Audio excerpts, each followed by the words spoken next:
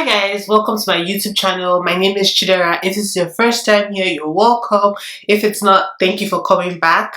Today's video, I'm going to be sharing with you guys 5 skills I plan on learning in my 20s and why. I'm a recent graduate, so everything I'm saying now were things that I wanted to do while I was in school. So I wasn't able to do that, but I'm also going to learn, even if it's just the basics. It's good to know the basics because all these are skills that could eventually make you some money on the side or just make you be able to be self-sufficient depending on the level of proficiency you need for different projects and things like that. I'm currently in my early 20s, and as I grow older I realize that there are some skills that are necessary for different reasons, especially because of I'm also very big on empowering yourself and being able to do different things for income purposes. And it doesn't necessarily have to be for income, also for like just being empowered and having different skills in your pockets. So recently I've gathered like if a list of skills that I'm interested in and things that I plan on learning at different stages of my life. It doesn't all have to be right now, but sometime in the future I plan on learning these skills and putting them to work. If you are interested in knowing what are these skills that I find interesting and why I choose to do them or why I choose to learn them sometime in the future, then keep on watching. So the first skill I plan on learning, or I have actually planned on learning for a long time now, is photography. I'm very big on photography because I have a camera. Photography is something that I started gaining interest in recently.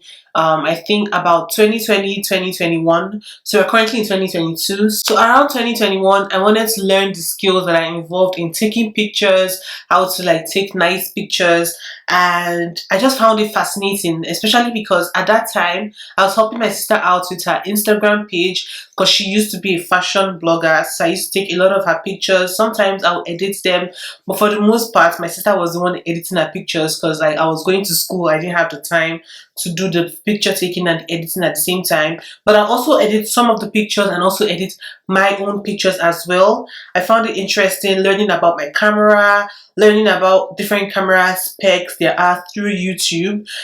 So yeah, photography was definitely a skill I picked interest in, and I haven't been able to learn as much. I haven't been able to like take other people's pictures simply because I'm also someone that I'm a little bit nervous when I want to try something new.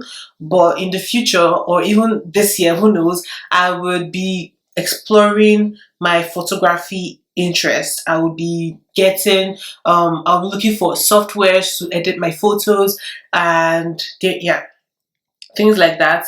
I probably will make a video on why I didn't learn how to do photography all this while, why I took a break, and it's basically mostly related to the time and the investment that I needed to make into learning photography, and I just wasn't ready for it at the time. But I'm sure that sometime in my 20s I'm going to definitely explore that interest. Yeah, copywriting is definitely a skill that I want to learn. I plan on being a freelancer sometime in the future, basically offering writing services. I haven't really learned much about copywriting, and I also intend on getting courses for that. But right now, at this stage of my life, as I'm filming this video, I have a lot on my plate and things that are way more pressing than getting my freelancing gigs on Fiverr or wherever platform I choose to do it in the future. I've also been watching like videos on YouTube about people that are killing it in the copywriting sector. People like Alexandra Fasulo. Alexandra Fasulo is someone that I absolutely look up to, and also people around my age grade. I forgot their names. I'll probably put it on the screen. That are also killing it in the freelancing sector, being copywriters. So I know copywriting is definitely a skill that is very valuable, that is very lucrative, and is also something that you could do either full-time or for the spare cash. Another thing that I want to learn is digital design, and not only digital design, I also plan on maybe also learning a little bit here and there, but I know it's going to be a lot of work because I'm not trying to underestimate the work that goes into being a digital designer or being a UX designer, but I know that I have the interest in that, and in the past I've actually tried taking some courses on digital design on Coursera, but I didn't really get what I wanted from those platforms, and I also I wasn't committed enough to get an Adobe subscription to become a digital designer. I just felt like, okay, the way I was going about it was too much above my budget because I was a student. So digital design is also something that you could make money from. A lot of people are making money being digital designers around the world. You could definitely get gigs from people that are not even within your city, and you could be cashing out that way. If you're in your 20s and you're also looking to become a digital designer, I'll say go for it because it's very lucrative as well. It's also like something that it gives you like the ability to be creative. It gives you the freedom to explore your creativity while you're working for other people in some way. You can't take my word for it because I haven't really done it as a profession or professionally. But I think it's a good idea to do that. Another skill that I also want to learn is coding.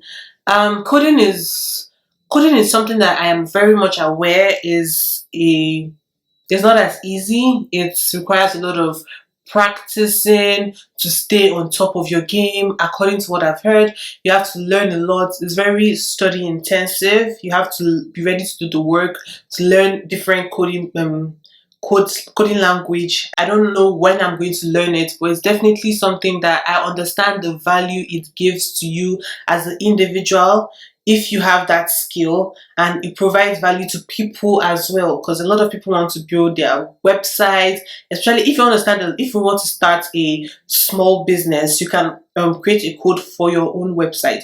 You don't necessarily have to depend on other people to create your website for you, which I believe is a really good thing. So yeah, even if it's just the basics, I would like to know, okay, what is this coding thing all about? How does it work? What are the basic things that I need to know? And if I find myself that much interested, I could go in and learn more about it. But coding is something that I've always wanted to learn since 2021. It's still on my list, even though I'm doing a lot of other things that don't necessarily require me like a lot of studying as coding would require. Finally, the last skill that I will be learning in my 20s is getting investment skills. Investment skills is very important because it helps you know what type of investments to make, what type of company should you invest in. If you're able to determine what the numbers really mean, what does this financial statement actually mean, what does this current events in the world actually mean for different investments, you'll be able to make better financial decisions with your money. You'll be able to know where to put your money in, and even when it flops, you are able to gain the confidence in the investments that you made enough to know when to remove your money and when to leave your money, even when there is a dip. If you get what I mean. For example, if you buy a share in a company, let's say the company is XYZ company, and down the line XYZ company experiences something that makes their shares to go lower. If you don't have the right investment skills and you just randomly just bought different shares in all these companies, you don't know what is going to be profitable or not, you probably end up removing your money from XYZ company. And if along the line XYZ company now gets higher returns, like they overcome whatever challenge that made them dip in the first place, and then they go higher, you tend to lose money because when you sell your shares when there's a dip, there is a higher chance that you would lose money when you sell. But because you have the confidence that, okay, even though XYZ is going through these challenges right now, and I have enough confidence in their company to know that, okay, they're going to overcome this. This is just a current situation that is just going to last for a little bit, not forever. So that way you're able to make more returns on your investment. You know when to buy, when to sell, you know where to put your money, and what type of returns would earn you the greatest return, if that makes sense. So yeah, investment is definitely top of my list, but yeah, I put the best for last, and yeah, that's it. If you like this video, please give it a thumbs up, and I'll see you guys in my next video. Bye guys.